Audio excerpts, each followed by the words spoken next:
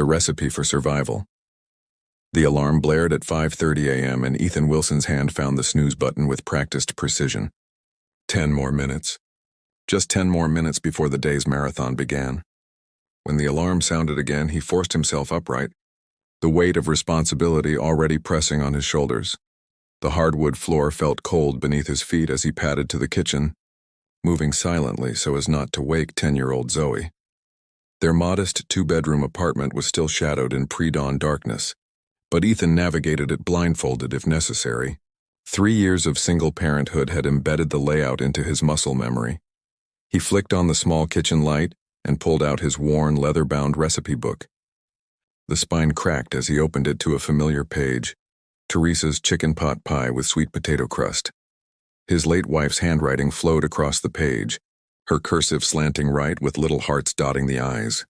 Even now, so 95 days after cancer took her, seeing her handwriting brought a tightness to his chest. "This is ridiculous," he muttered, measuring flour into a bowl. Making pot pie at 5:40 in the morning wasn't normal. His co-workers at Bellstone Architecture grabbed takeout or ate at the overpriced cafe downstairs. Meanwhile, he was crimping dough edges before sunrise, but the ritual grounded him. Following Teresa's recipes connected Zoe to the mother she was forgetting a little more each year, and practically speaking, it saved money. Money they desperately needed for Zoe's college fund and the medical bills that still trickled in. While the mini pot pies baked, Ethan prepared Zoe's lunch, slicing apples into bunny shapes the way Teresa used to, assembling a turkey sandwich cut diagonally. "It tastes better that way, Daddy," and tucking a handwritten note inside. Today said, "You're braver than you believe. Love you to Saturn and back, Dad." By the time Zoe emerged, rubbing sleep from eyes so like her mother's, breakfast was ready, and their lunches were packed in matching insulated bags. "Pot pie day?" Zoe asked, her sleepy expression brightening. "Your mom's recipe," Ethan confirmed, setting a plate before her. "With the sweet potatoes on top, how she made it?" Exactly how she made it. They ate quietly, their morning routine a choreographed dance of efficiency. Ethan helped Zoe with her math homework while simultaneously ironing his shirt. They brushed teeth side by side, Ethan checking her uniform while she giggled at his crooked tie. "Remember, Mrs. Patterson is picking you up for study group," he reminded her as they headed out. "I'll meet you there at 6. The architectural firm where Ethan worked as a draftsman buzzed with the energy of creative professionals. His desk was cluttered with blueprints and technical drawings, his computer screen displaying the commercial complex he'd been working on for weeks. "Wilson, we need those revisions by 3, his supervisor announced, dropping another stack of papers on his desk. "Already halfway done," Ethan replied, not looking up. At lunch, Ethan retreated to the break room, unpacking his homemade feast while colleagues ordered DoorDash and discussed weekend plans. "Seriously, Wilson, you should open a restaurant instead of drawing buildings," joked Trevor from the design team, eyeing the steaming pot pie. "Just trying to save a few bucks," Ethan deflected, uncomfortable with the attention. But the truth was more complex. Each recipe was a memory preserved, each meal a quiet act of love. The homemade lunches weren't just about nourishment or saving money. They were his lifeline to Teresa, and his promise to her that Zoe would grow up knowing her mother's love, one meal at a time. As he ate alone at the corner table, Ethan reviewed Zoe's upcoming science project requirements on his phone. Between bites, he made mental notes about ingredients he'd need to stop for on the way home. The cooking might exhaust him. The constant juggling might push him to his limits. But this was his recipe for survival, keeping his family's heart beating through the food that had always brought them together. Taste of criticism. Monday mornings at Bellstone Architecture typically followed a predictable rhythm, but this particular one struck a discordant note. A memo announced the arrival of Camila Rodriguez, a renowned food editor hired to oversee the firm's new restaurant and hospitality design division. Her reputation preceded her, the author of 2 best-selling cookbooks and former judge on Culinary Champions, now pivoting to architectural consulting for restaurant spaces. "She's brutal," whispered Trevor, leaning over Ethan's desk. "Heard she made a chef cry on national television by comparing his risotto to wallpaper paste." Ethan shrugged, unconcerned. His world revolved around structural supports and spatial efficiency, not culinary critique. He returned to his drafting, the upcoming school fundraiser weighing on his mind. Zoe needed a new winter coat, and his budget was already stretched thin. The break room fell unusually quiet at noon. Ethan looked up from unpacking his lunch. Today's creation was a Vietnamese-inspired rice bowl with lemongrass chicken and pickled vegetables. To find an unfamiliar woman observing him with unconcealed interest, Camila Rodriguez was shorter than he expected, with obsidian hair pulled into a severe bun and tortoiseshell glasses that magnified her analytical gaze. Her charcoal pantsuit spoke of precision, much like the leather-bound notebook she carried everywhere. Homemade? She asked, nodding toward his lunch. Yes, Ethan replied, suddenly self-conscious of his amateur plating. She sat across from him without invitation.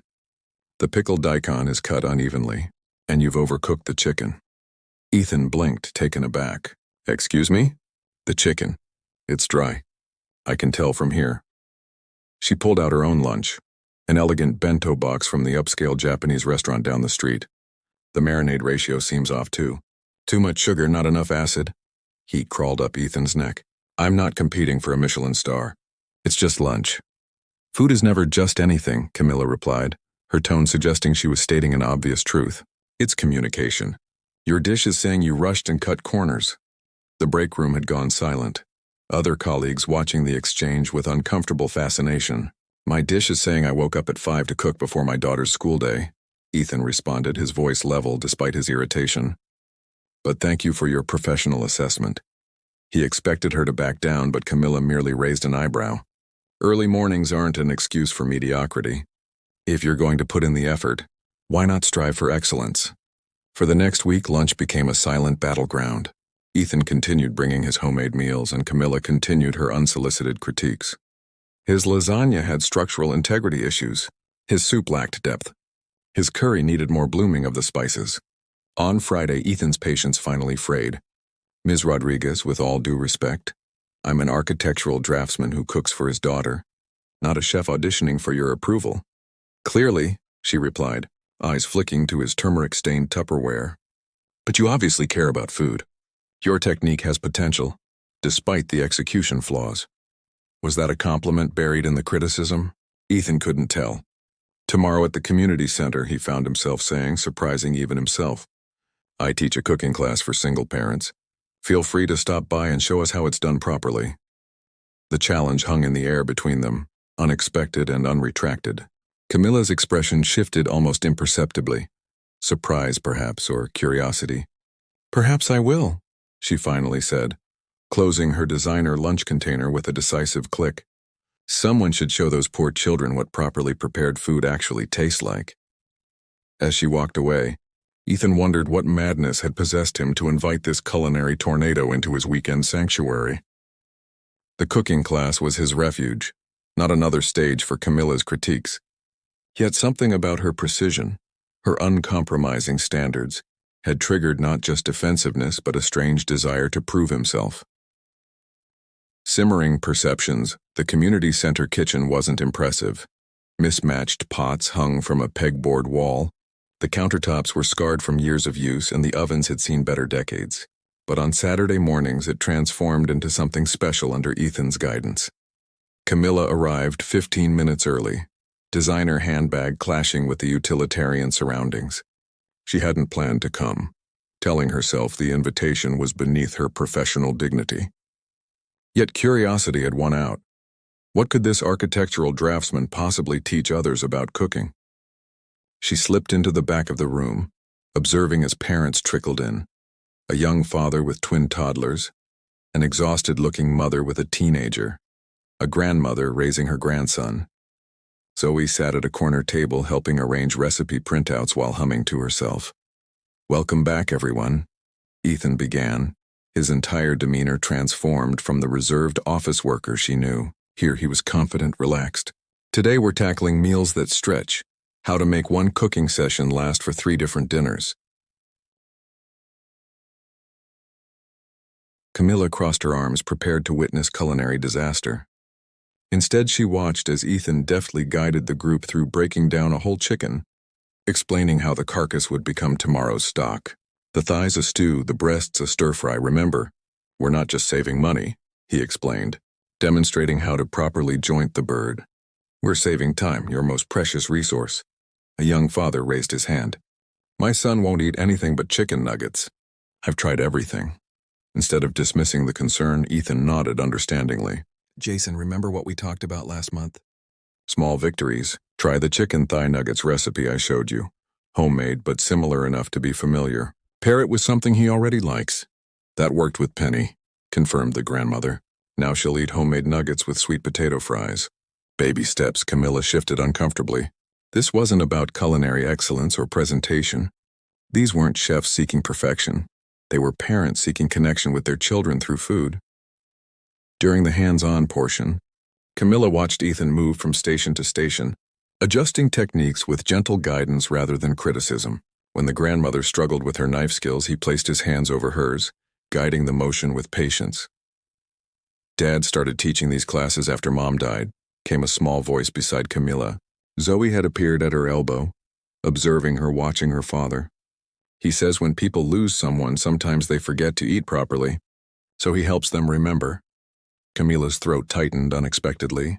Your father teaches architectural drafting and cooking? Nope, Zoe said matter-of-factly. He teaches people to take care of themselves and their kids. The cooking part is just how he does it. As the class wound down, the participants left with containers of prepared ingredients and newfound confidence. Ethan approached Camilla, wiping his hands on a dishcloth. No formal critique? He asked, a hint of challenge in his voice. Camilla considered her words carefully. Your brunoise could use work, she said finally. But your teaching technique is effective. High praise, he replied with a small smile. I misjudged you, she admitted, surprising herself with a confession.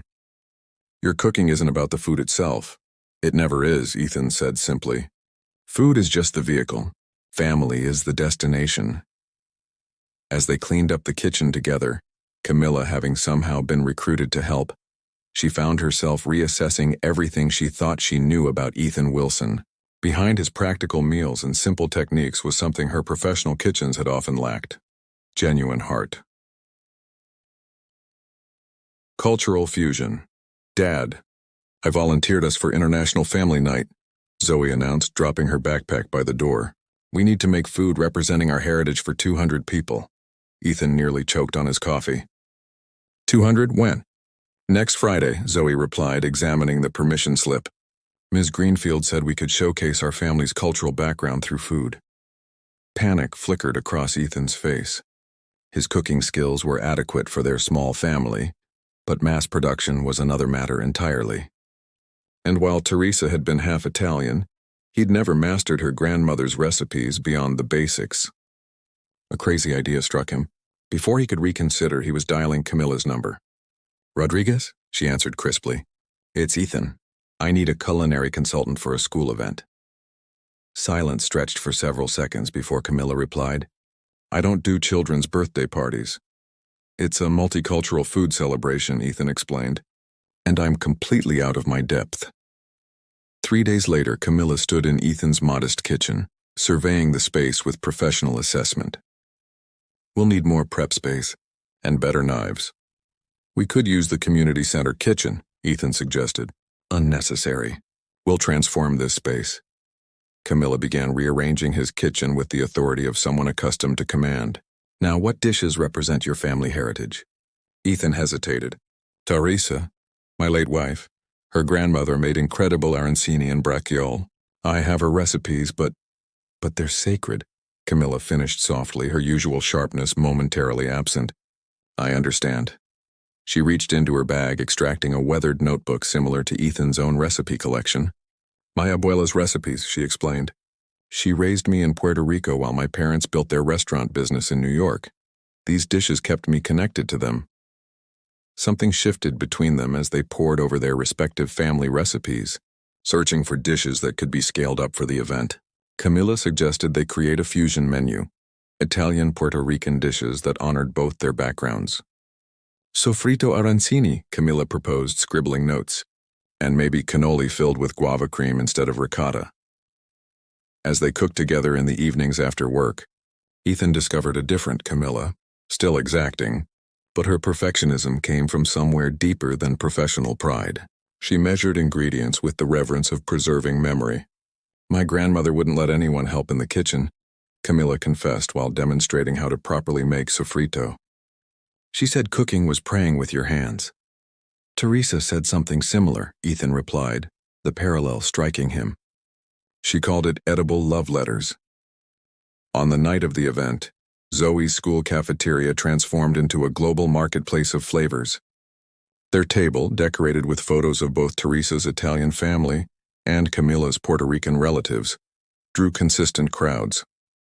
Ms. Rodriguez taught me how to make tostones, Zoe proudly told her teacher, forming an unexpected alliance with Camilla. And Dad let her use Mama's special wooden spoon. He doesn't even let me touch it. The significance wasn't lost on Camilla, who glanced at Ethan with unexpected warmth. It's an honor, she said quietly. As they served their culinary creations, Ethan noticed how naturally Zoe and Camilla worked together, how his daughter's laughter seemed lighter in Camilla's presence. For the first time since Teresa's death, their family unit felt like it might have room to expand. Later, as they packed up their supplies, Zoe already asleep against Ethan's shoulder, Camilla gently touched his arm. Thank you, she said simply, for trusting me with your family's recipes. With your family. In that moment, surrounded by the mingled aromas of their shared heritage, Ethan realized they'd created more than fusion cuisine. They'd begun creating a fusion family. The perfect blend. 6 months after International Family Night, Ethan's apartment had subtly transformed. Camilla's professional knives now hung on a magnetic strip beside his worn utensils. A Puerto Rican cookbook claimed space next to Teresa's recipe collection. Potted herbs lined the windowsill. Camilla's insistence that fresh was always better. Dad, is Camilla coming for Sunday dinner? Zoe asked, helping him prepare vegetables for their weekly ritual. She is, Ethan confirmed, noticing the hopeful lilt in his daughter's voice. She's bringing dessert. Their relationship had evolved gradually, professional respect blooming into friendship, then cautiously venturing into something deeper. But blending lives carried complications, especially with a perceptive 10-year-old who still kept her mother's photo by her bed. When Camilla arrived, she brought not just flan but news. I've been offered a television contract, she announced. A new cooking show focused on family recipes across cultures. Ethan's knife paused mid-chop. That's amazing. When do you leave? The studio is here in the city, Camilla said carefully. But filming would mean irregular hours, travel for location shoots. The unspoken question hung between them. Where did this leave them? Later that evening, after Zoe went to bed, they sat at the kitchen table, hands wrapped around mugs of coffee. I've been thinking about Teresa's recipes, Ethan said finally. How scared I was of losing them, of losing her. I've been cooking them exactly the same way for 3 years, as if changing a single ingredient would erase her memory. Camilla reached for his hand. Recipes evolve, Ethan. It doesn't mean you forget their origins. Like your grandmother's sofrito, he acknowledged. You add more cilantro than she did. Because she cooked for Puerto Rico and I cook for here, Camilla replied. The essence remains the same. A month later, they faced their first major hurdle. Zoe burst into tears during dinner preparation when Camilla suggested a modification to Teresa's signature lasagna. That's not how Mom made it, she cried, running to her room. Camilla started to follow, but Ethan gently stopped her. Let me, he said, finding his daughter clutching her mother's photo. Mom wouldn't want us to be frozen in time, Zoe Bear, he said gently. Remember how she always tried new recipes? How she let you add chocolate chips to the pancakes even though it wasn't in the recipe? I feel like I'm forgetting her, Zoe whispered. We're not replacing her recipes, Ethan assured her. We're building on them, the way families do. On the 1-year anniversary of their first meeting, Ethan and Camilla planned a special dinner. Together with Zoe, they prepared a meal that told their story. Arancini with Teresa's breadcrumb mixture but Camilla's sofrito center. A salad with Ethan's homemade dressing and Camilla's perfectly sliced vegetables. And for dessert, cannoli filled with guava cream, the dish that had first united them. I have something to share, Zoe announced, presenting handmade menus titled Our Family Cookbook Volume 1. Camilla's eyes glistened as she read the dedication. To my mom who taught Dad to cook with love, And to Camilla, who taught us love keeps cooking even when the recipe changes. As they raised glasses in toast, Ethan realized they had created something Teresa would have cherished, not a replacement family, but an expanded one with room for past and present, tradition and innovation, memory and possibility. Their perfect blend wasn't just of flavors but of hearts, proving that the most nourishing meals are always made of love.